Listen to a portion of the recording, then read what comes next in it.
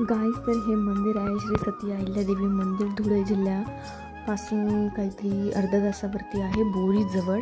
तर हे सती माता यांचं मंदिर आहे. तर याची स्टोरी, याची आख्यायिका अशी सांगितली जाते की त्यांचं लग्न एका ओल्ड म्हणजे म्हाताऱ्यांशी झालं होतं. तर हळद लावायला कोणी येत नव्हतं. तर म्हणजे सतीदेवींनीच त्यांना हळद लावलं. तर हळद लावताच असा चमत्कार झाला की ते यंग झाले. तर काही दिवसांनी हे वारलेत.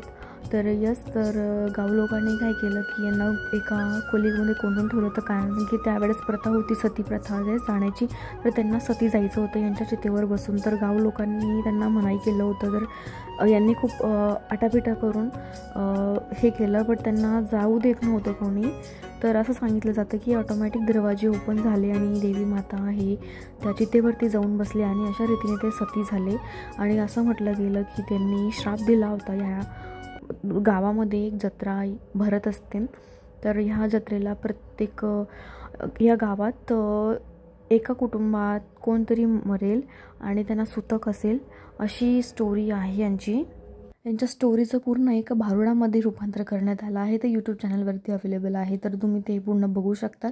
तर तुम्हाला कळेल की पूर्ण स्टोरी काय आहे. असं म्हटलं जातं की इथं तुमची विश कंप्लीट होते. So thank you so much.